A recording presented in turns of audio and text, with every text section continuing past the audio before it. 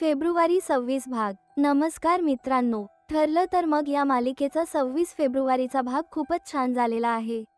सायली घरच्यांच्या लपून स्वयंपाक कसा करणार ते आजच्या भागात कळणार आहे, त्यामुळे व्हिडिओ शेवटपर्यंत नक्की पहा.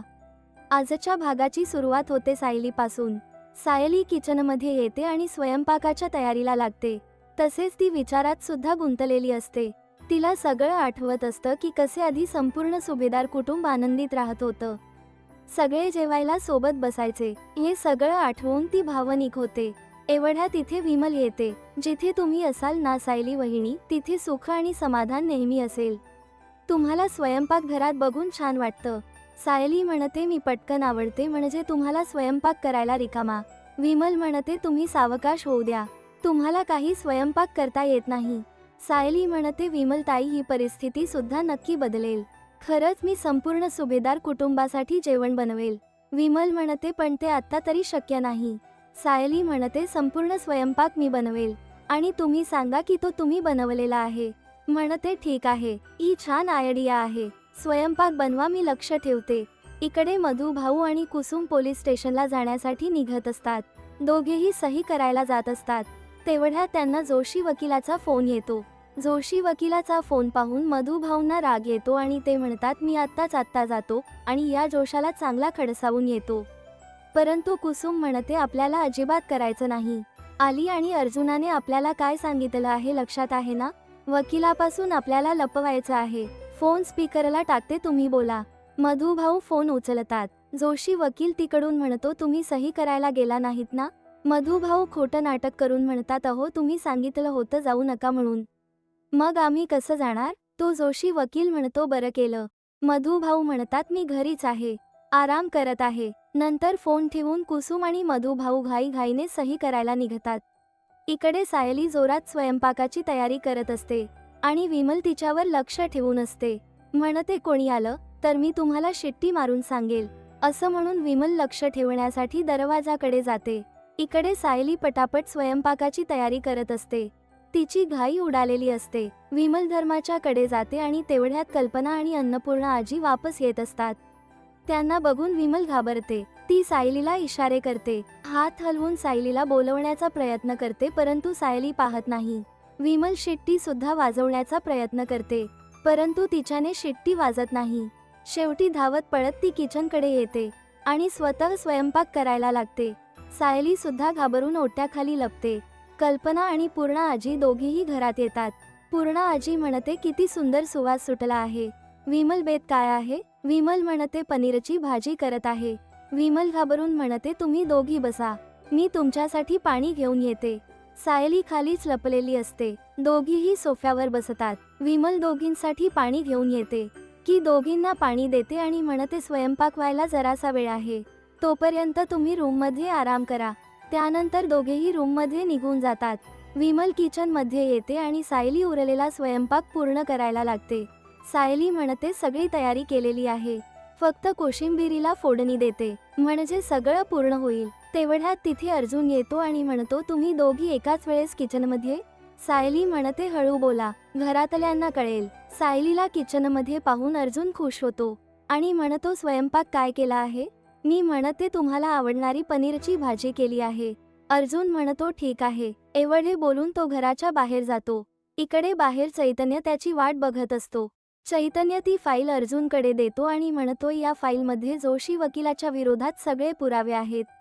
अर्जुन म्हणतो, बरं झालं हे काम तू केलंस. इकडे किल्लेकरांच्या घरी प्रतिमा नाश्ताची तयारी करत असते. तेवढ्यात तिथे तन्वी येते आणि म्हणते, सॉरी आई, मी तुझ्याशी आणि सुमन काकींशी असं वागायला नको होतं. प्रतिमा म्हणते, ठीक आहे, तुला तुझी चूक कळली ना, परत अशी वागू नकोस. तन्वी काहीसा विचार करून म्हणते, आई, मी बाबांना आणि काकांना आवाज देते, तू सुमन काकींच्या तब्येतीचा विचारून ये. प्रतिमा ठीक आहे असं म्हणून तिथून निघून जाते. प्रतिमा गेल्यावर तन्वी बनवलेला संपूर्ण नाश्ता एका बॅगमध्ये भरते, कारण तिला प्रतिमाला पागल ठरवायचं असतं.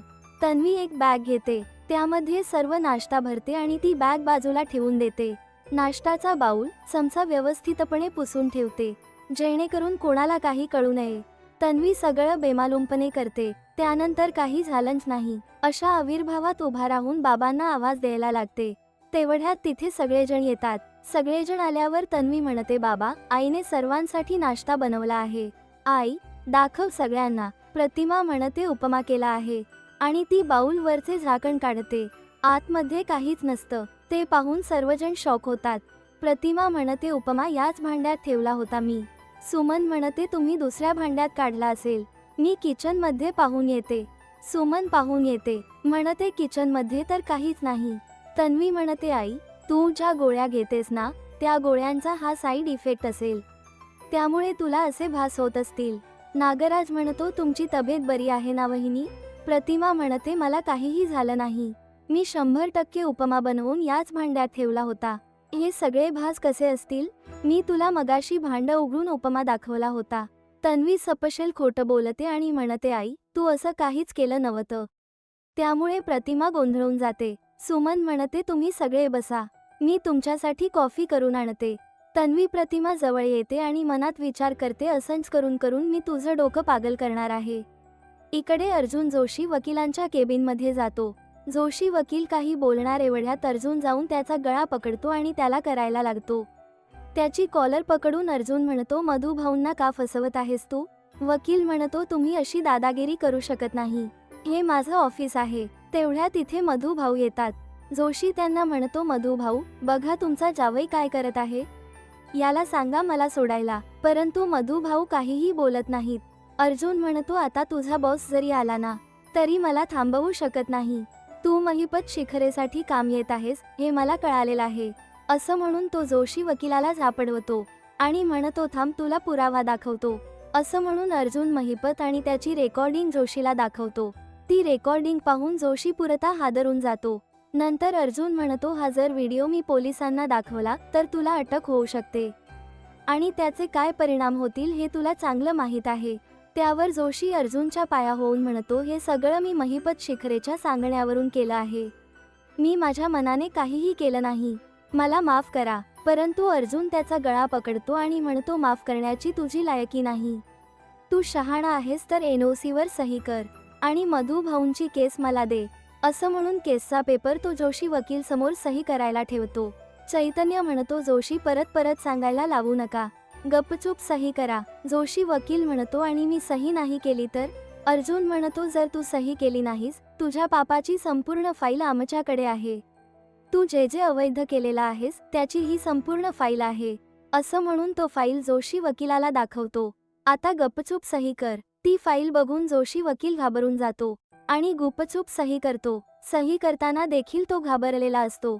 सही झाल्यावर अर्जुन म्हणतो, ही केस माझ्याकडे आली आहे हे महिपतला कळू द्यायचं नाही. तुझं हे तोंड गप ठेवायचं. मधुभाऊ म्हणतात, जोशी, वर देव पाहत आहे. आज ना उद्या तुम्हाला या सर्वांचा हिशोब द्यावा लागेल. इकडे सुभेदारांच्या घरी सगळेजण जेवायला बसलेले असतात. अश्विन पहिला घास घेतो. मला कळतं की स्वयंपाक सायलीने बनवलेला आहे. तू विचारतो, विमलताई, स्वयंपाक कोणी केला आहे? पनीरची भाजी कोणी केली आहे? त्यावर कल्पना खाऊन बघते. तिला सुद्धा कळतं की सायलीने बनवलेलं आहे. पूर्णा आजीला सुद्धा कळतं. कल्पना रागावून म्हणते, विमल, आम्हाला चवी कळतात. हे सगळं त्या मुलीने बनवलेलं आहे. पूर्णा आजी म्हणते, तिला कळायला पाहिजे की आपल्याला चवी कळतात. प्रताप म्हणतो, विमल, तुला आम्ही घरातल्यांसारखं समजतो आणि त्याचा तू गैरफायदा घेते आहेस.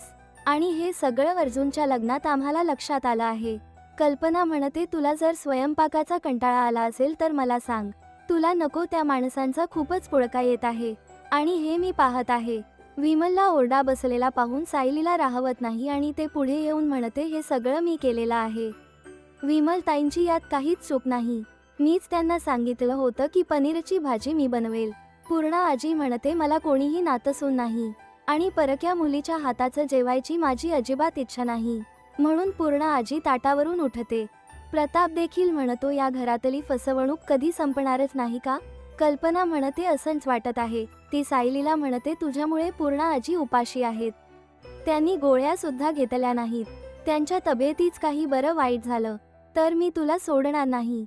सायली सगळ्यांना जेवणासाठी विनंती करते. ती म्हणते, मी यापुढे कधीही स्वयंपाक करणार नाही. परंतु तुम्ही ताटावरून उठू नका. अश्विन भाऊजी, तुम्ही सुद्धा जेवा. परंतु सगळे ताटावरून उठलेले असतात. कुणीच जेवत नाही. यामुळे विमल आणि सायली रडायला लागतात. सायलीला खूप रडू येतं. ती खूप रडायला लागते. सगळे सुभेदार तिथून निघून जातात आणि या भागाचा इथेच शेवट होतो. पुढे काय घडणार ते पाहूया नंतरच्या भागात. अर्जुन महिपत आणि जोशीत सत्य जाऊन घेईल का, हे देखील पुढे आपल्याला समजेल. व्हिडिओ जर आवडला असेल तर व्हिडिओला लाईक करा.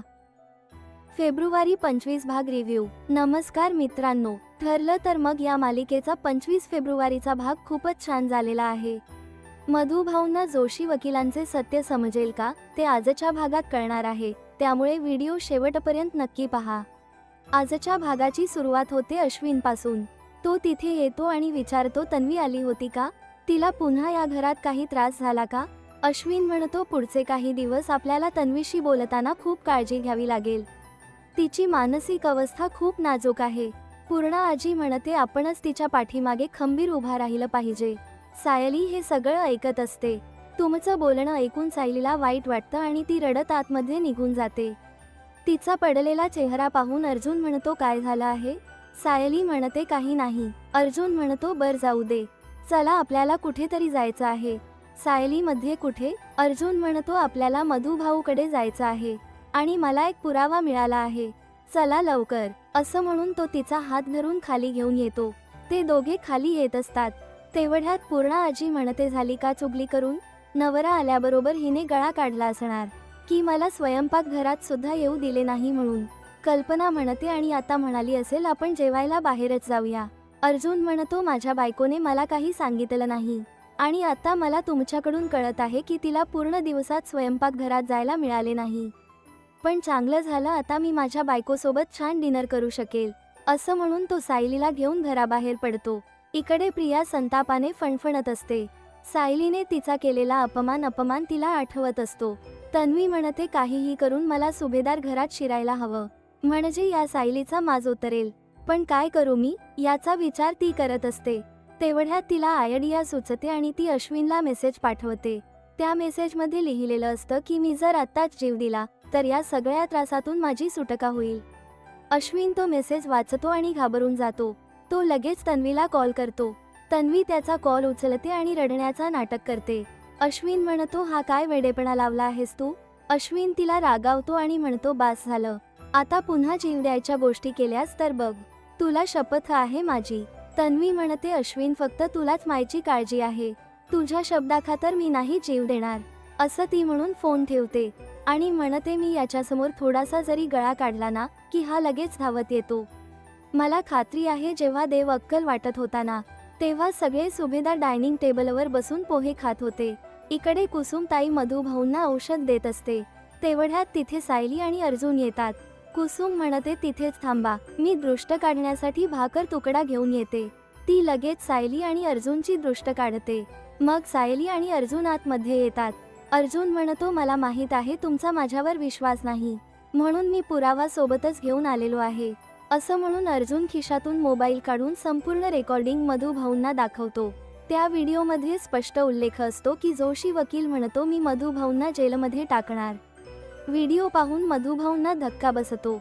मधुभाऊ म्हणतात, हे सगळे भयंकर आहे.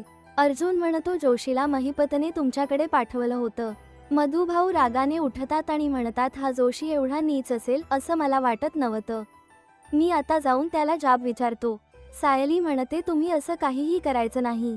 मी आधी सारखंच त्याच्याशी चांगलं वागत राहायचं, विश्वास असल्यासारखं नाटक करायचं. तेवढ्यात मधुभाऊ म्हणतात, थांबा जावई बापू, तुमचा चांगुलपणा मला माहीत नव्हता असं नाही, परंतु रागाच्या भरात मी तुमच्याशी वाटेल ते बोललो.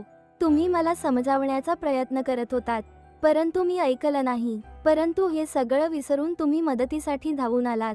नाहीतर त्या जोशी वकिलाने मला जन्मठेप नाही तर फाशी नक्कीच दिली असती. मधुभाऊ रडत म्हणतात, मी खूप चुकीचा वागलेलो आहे, जमलंच तर मला माफ करा. असं म्हणून ते हात जोडतात. अर्जुन म्हणतो, प्लीज असं करू नका, मी तुमच्या मुलासारखाच आहे. तुम्हाला निर्दोष सोडवणं ही माझी जबाबदारी आहे आणि ती मी पार पाडणारच होतो. आता फक्त तुमचा आशीर्वाद हवा आहे. असं म्हणून तो मधुभाऊच्या पाया पडतो. मधुभाऊ हसत म्हणतात, कुसुम, लग्नानंतर माझी मुलगी पहिल्यांदा माहेरी आली आहे. तिची ओटी नाही भरणार का तू. कुसुम हसून हो म्हणते. कुसुम ओटीत समान घेऊन येते आणि सायली आणि अर्जुनला ओवाळते. नंतर खण नारळ देऊन सायलीची ओटी भरते. इकडे रात्री अर्जुन काम करत असतो. सायली त्याच्याकडे पाहत असते. ती मनात विचार करते की हे मधू भाऊंसाठी नव्या जोमाने कामाला लागले आहेत. आता मधू भाऊ लवकरच सुटतील. सायली अर्जुनच्या जवळ जाते आणि म्हणते, मघापासून तुम्ही कामात आहात, थकला असाल. म्हणून ती अर्जुनला मसाज देऊ लागते. अर्जुन तिचा हात पकडतो आणि उठून म्हणतो, माझी बायको जर एवढा छान हेड मसाज देणार असेल तर आज कामाला सुट्टी. परंतु सायली हात सोडवते आणि म्हणते, मला तर काम आहे. असं म्हणून ती दूर जाऊ लागते आणि एक एक काम सांगत मागे सरकायला लागते. अर्जुन तिच्या रोखाने येतो आणि म्हणतो, ते सगळं काम बाजूला राहू द्या, आणि तिच्या एकदम जवळ येतो. परंतु सायली लगेच दूर होते आणि हसायला लागते. अर्जुनचा चांगलाच पोपट होतो आणि या भागाचा इथेच शेवट होतो. पुढे काय घडणार ते पाहूया नंतरच्या भागात. सायली सुभेदारांचे मन जिंकू शकेल का, हे देखील पुढे आपल्याला समजेल. व्हिडिओ जर आवडला असेल तर व्हिडिओला लाईक करा.